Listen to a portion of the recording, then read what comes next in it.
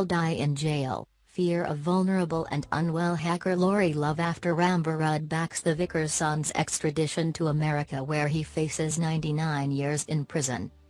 Asperger sufferer Lauri Love last night warned that he may die after the Home Secretary approved his extradition to the U.S. on hacking charges. Amber Rudd yesterday backed the decision of a judge to extradite the vicar's son to face charges of hacking into the U.S. Army, the Department of Defense, NASA and the FBI.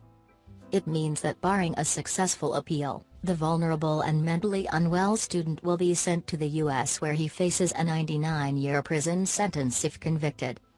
Speaking to the Daily Mail last night, Mr. Love, 31, who lives with his parents near Newmarket, Suffolk, said he feared for his future.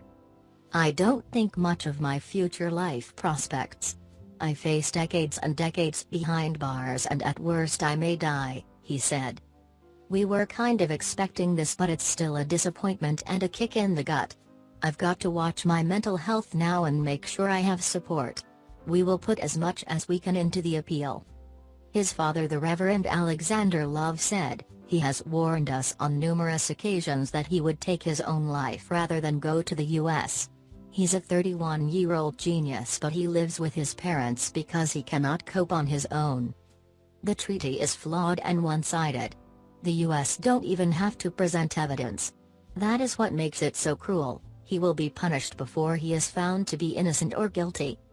Mr. Love's case is described as almost identical to that of hacker Gary McKinnon, who was spared extradition by Theresa May following a mail campaign.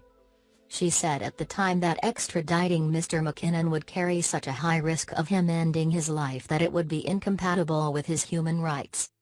But Amber Rudd yesterday approved the decision of a judge in October to extradite Mr. Love to the U.S. to face the charges in 3 separate states. A letter to his lawyer says she has fully considered their argument that the extradition arrangement is inadequate and ineffective and fails to safeguard Mr. Love's rights. U.S. authorities are yet to produce any evidence against Mr. Love, despite requesting his arrest in 2013. Medical experts have deemed him to be a high suicide risk and have warned that the U.S. prison system is not equipped to support him. More than 120 MPs have signed a letter urging President Obama not to extradite him. Barry Shearman MP said, "We have a system of justice in our country which is trusted by the U.S. government. He can be tried here,